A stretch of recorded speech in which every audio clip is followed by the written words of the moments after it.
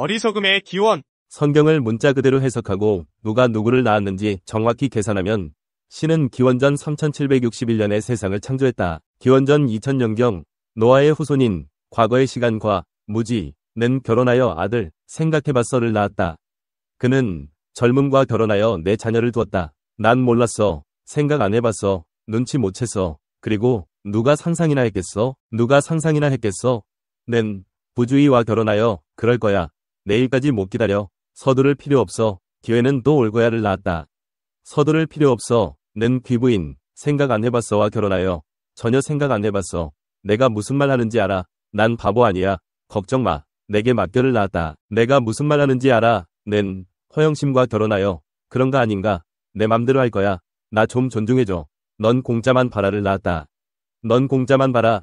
nen 나 좀 존중해줘와 결혼하여 천천히 해와 역경을 낳았다. 역경은 멍청함과 결혼하여 많은 자녀를 두었다. 그게 뭐가 중요해? 좀 의심스러운데 그건 불가능해. 그만 말해. 한번 죽는 거지. 내 맘대로 할 거야. 시간이 해결해 줄 거야. 두고 보자고. 의지가 있어야지. 말할 필요 없어. 제발. 사람들이 뭐라든 말든 어떤 대가를 치르더라도 내가 원하는 걸 갖겠어. 우린 오래 못 가. 그리고 마지막으로 세상이 끝난 건 아니잖아. 넌 공짜만 바라가 죽자. 호라비가 된 나 좀 존중해줘. nen 어리석음 과재혼했다. 그들은 유산을 탕진하고 서로에게 말했다. 걱정 마. 빚을 내면 1년은 잘 살 수 있을 거야. 그 다음엔 신께서 알아서 해주시겠지. 그때 넌 공짜만 바라가 나타나 자신의 이름과 같은 충고를 했다. 1년이 지나 빚을 갚지 못하자 환상은 그들을 감옥에 가두었다. 신이 용서하실 거야가 감옥으로 찾아와 그들을 만났다. 가난은 그들을 병원으로 데려갔고 그곳에서 나 좀 존중해줘와 난 따르지 않아 는 세상을 떠났다.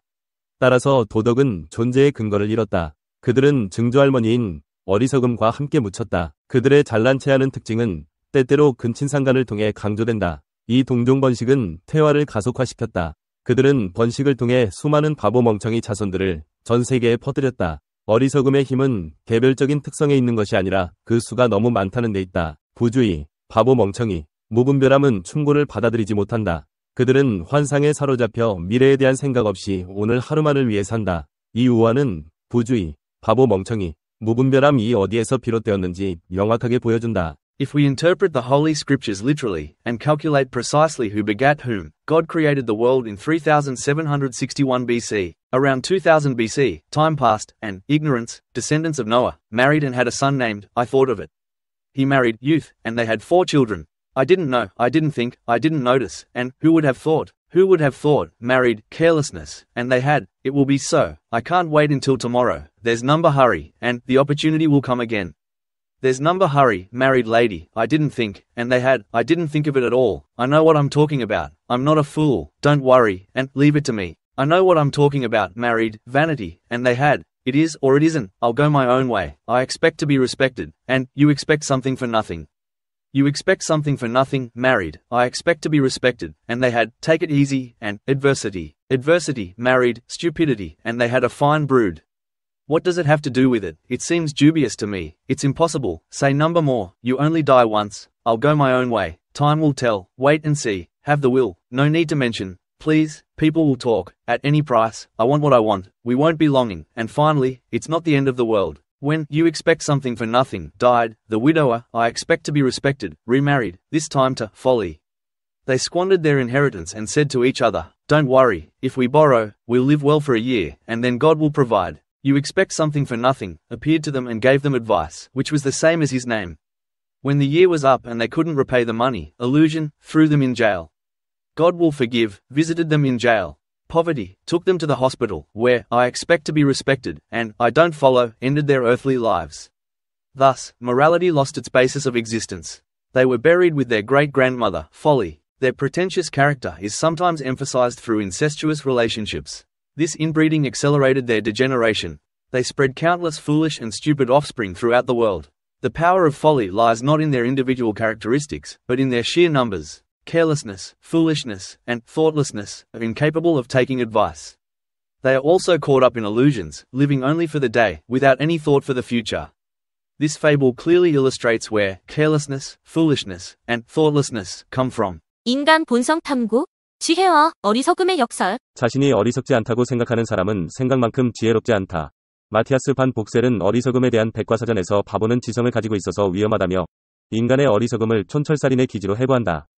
불교의 깨달음에 대해서 한번 생각해보자. 요즘 구미 선진국은 물론 우리나라에서도 불교에서 유래한 초월 명상 혹은 선명상이 엄청난 인기몰이를 하고 있다. 명상 수행, 선수련. 좋은 말이다. 우리도 그러고 싶다. 하지만 어떻게 그럴 수 있는지 구체적인 방법은 도사들도 제시하지 못한다. 물론 도사들은 다 아는 사실이지만 인간의 뇌는 의식 상태에서 제로 상태에 머무를 수 없는 구조를 갖고 있다. 없음을 상상하려는 순간 그것은 존재하는 어떤 것으로 변한다. 이론적으로 불교 명상의 최고 목표인 열반과 부처라는 완벽한 존재는 자기 설명적인 공의 상태에 흠뻑 젖은 부재의 인식을 통해 도달할 수 있는 것이다. 하여튼 선의 경지에 이르는 깨달음은 말로는 설명하기 힘든 개념이지만 때로 우리는 실패함으로써 진정한 깨달음을 얻는다. 여기에 절이 있고 깨달음을 얻은 스님이 있다고 가정해보자. 가부좌 자세로 수행 중인 그는 불교에서 말하는 열반의 세계로 막 들어갈 참이다. 한데 무엇인가 그를 가로막는다. 그게 과연 무엇일까? 여기에서 우리는 대승불교의 도덕적 역설을 발견한다. 문제는 이렇다. 깨달음을 얻은 스님이라면 열반의 세계에 자기 혼자만 들어가서는 안 된다는 사실이다. 그것은 이기적인 행위이기 때문이다. 만일 그가 이기주의자라면 깨달음을 얻었을 리가 없으며 따라서 열반의 세계에 들어갈 수가 없다. 그리고 만일 그가 진정한 깨달음을 얻었다 하더라도 열반의 세계에 들어갈 수 없는데 그것은 이기적인 행동이기 때문이다. 결국 아무도 열반의 세계에 들어갈 수 없다는 얘기가 된다. 평범한 중생은 깨달음을 얻지 못했기 때문에 열반의 세계에 들어가지 못하고 깨달음을 얻은 사람은 깨달음을 얻었기 때문에 열반의 세계에 들어가지 못한다. 과학은 지식을 선사하지만 우리에게 지혜를 주는 것은 철학이다. 우리가 알 수 있는 것은 무엇인가? 우리는 어디에서 온 것일까? 나란 누구를 두고 하는 말인가? 1분 전이 당신은 현재의 당신인가? 내가 누구인지 무엇을 보고 안단 말인가? 나는 왜 선해야만 하는가? 어느 것 하나 쉽게 답변할 수 없다. 그럼에도 인간이 자기 자신과 객관적인 실제를 정말로 인식할 수 있는 고차원의 존재라는 생각은 고대 철학자들에게서 아이디어를 빌린 종교가 심어준 환상에 불과한지도 모른다. 점이 1000년 전이나 지금이나 도덕의 진보는 조금도 없었다는 점을 감안하면 종교 역시 인간이 만들어낸 또 다른 환상에 불과한지도 모른다. 신은 인간의 마음속에만 존재하므로 인간이 하나도 없다면 신도 따라 죽을 수밖에 없지 않은가? 동물은 신을 인지할 수 없기 때문이다. 그와 마찬가지로 인간은 들을 수 없는 것, 볼 수 없는 것, 느낄 수 없는 것, 맛볼 수 없는 것 그리고 더듬어 볼 수도 없는 것은 감각적으로 인지할 수 없다. 인지할 수 없는 것은 인간의 인식세계에서도 그 존재가 드러나지 않으므로 없는 것이나 마찬가지이다. 만일 인간이 수족관에서 살고 있는 물고기라면 우리가 알고 있는 세계 또는 우리의 인식 능력은 물이 가득 찬 상자를 벗어날 수 없는 운명을 타고났기 때문에 그 건너편의 세계는 없는 것이나 마찬가지다. 니체식으로 표현하면 인간에게는 완전한 객관성을 지닌 인식이 허용되지 않았다는 것이고 성경식으로 풀었으면 자신이 어리석다는 것을 깨달을 수 있을 만큼 현명한 사람은 우리 중에 아무도 없다는 이야기다. 마범으로 자연을 통제한다는 어리석은 아이디어는 특히 서양에서 각광을 받았다. 원시인들은 자연을 잘 알고 있었다. 따라서 그들이 자연을 통제하려 한 것은 놀라운 일이 아니다. 마법은 그들이 고안해낸 가장 오래되고 가장 지속적인 방법들 중 하나였다. 마법이라는 아이디어의 중심에는 두 가지 생각이 있다. 첫째, 경험할 수는 없지만 마음으로 아는 원인들에 의해 변화가 일어날 수 있다는 것. 둘째, 이런 원인을 아는 마음은 이 원인들을 불러내 활용할 수 있다는 것이다. 보이지 않는 존재를 이용해 보이는 존재에 대해 힘을 행사한다는 아이디어다. 이 아이디어는 가장 강력한 것들 중 하나이다. 이 아이디어는 모든 사회에서 반복적으로 등장했으며 너무나 많은 실망을 주었음에도 불구하고 누구도 그것을 완전히 몰아낼 수는 없었다. 대부분의 문헌은 이 아이디어가 맞지 않음을 증명해준다.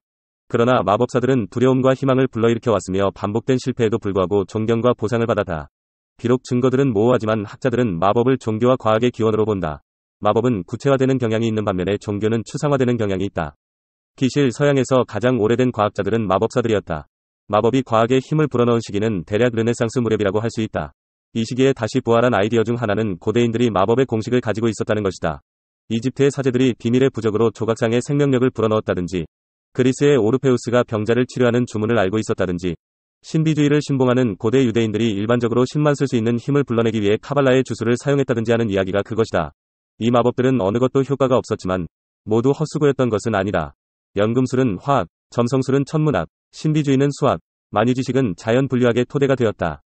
비슷한 맥락에서 콜럼버스의 신대륙 발견은 어리석음이 가져다준 선물이었다.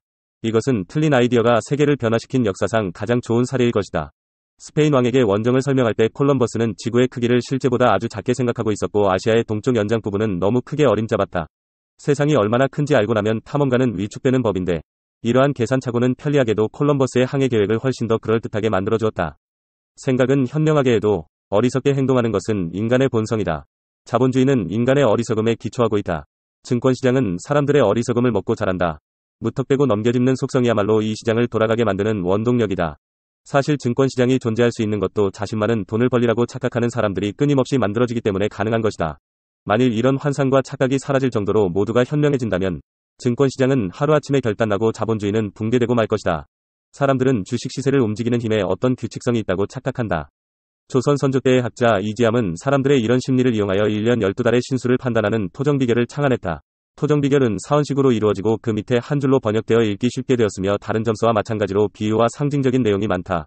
총 6,489로 구성되었는데 관제수가 있으니 혀끝을 조심하라. 꽃이 떨어지고 열매를 맺으니 귀한 아들을 낳으리라는 식이다. 간단 명료하지만 해석의 여지가 많다. 기륭이 적절한 비율로 배합되어 있어 낙관도 실망도 하기 어렵다. 희망적인 구절이 많고 이 달은 실물수가 있으니 잃어버리지 않도록 조심하라. 화재수가 있으니 불을 조심하라는 식의 좋지 않은 구절도 있어서 경각심을 일깨워주기 때문에 절망에 빠진 사람에겐 희망을 갖게 하고 매사에 최선을 다하고 조심스럽게 생활을 하도록 독려한 것으로 평가된다. 그런 점에서 토정비결은 운수를 판별하는 데 중점을 두었다기보다 민중들에게 삶의 활력을 불어넣는 데 중점을 둔 것 같다. 토정비결은 이즈함의 저작이라는 설거흐레에 그의 이름을 가탁한 것이라는 주장이 있다. 숙종 때 그의 현손이 이지함의 유고를 모은 문지 토정 요고를 간행할 때 토정비결이 포함되지 않은 것으로 보아 현재의 토정비결이 이지함의 저작일 가능성은 낮다.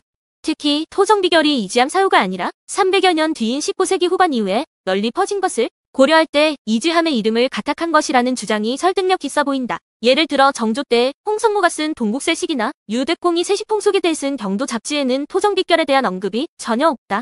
만약 토정비결이 정조 때에도 유행하였다면 동국세식이나 경도 잡지에 소개되었을 텐데 그렇지 않은 것을 보면 토정비결은 18세기까지는 유행하지 않았음을 알 수 있다. 결국 점술이나 관상비기에 능했던 이지함의 사상적 성향이 민중들에게 널리 전파됨으로써 19세기 이후에 각종 비결이 만들어졌고 그중 이지함의 이름을 빌린 책도 만들어진 게 아닐까? 어쨌든 토정비결에는 절망에 빠진 사람에게 희망을 불어넣어주고 모든 일에 정성을 다하도록 이끄는 힘이 있다. 이지함은 생애의 대부분을 흑감 문막집에서 지내 토정이라는 호가 붙은 인물이다. 그는 청하영감과 아산영감을 지냈는데 궁핍한 백성들의 생활을 보고 항상 가슴 아프게 여겨 선정을 베풀었으며 그 고제 대책을 왕에게 상소하여 반영시키기도 하였다. 아산영감으로 있을 때에 거린청을 설치하여 흉년의 노약자와 급빈자를 수용하는 등 기민 고제 정책에 전력하였다. 이것을 미루어 보면 이 책의 저작 동기가 인간의 어리석음을 기초로 점교해서 위안을 구하는 사람들에게 희망과 용기를 주기 위함임을 짐작할 수 있다. 그러나 누군가를 위한 선을 행했다고 해서 모두가 진실인 것은 아니다. 세상에서 대처하기 가장 어려운 것은 이기심이나 자만심 혹은 사기가 아닌 완전한 어리석음이다. 손금의 모양으로 사람의 미래를 읽는다는 손금일기를 보라. 손금으로 운명을 읽는다는 것은 개개인의 미래가 미리 정해져 있다는 어리석음에 기초하고 있다. 러셀의 말처럼 세상의 문제는 멍청이들은 절대적으로 확신하고 똑똑한 사람들은 의심으로 가득 찼다는 것이다. 토정비결은 백성을 구제하고 미모하기 위한 목적에서 쓰여졌다. 유용하게 보셨다면 이 주제에 대한 여러분의 의견을 댓글로 달아주세요.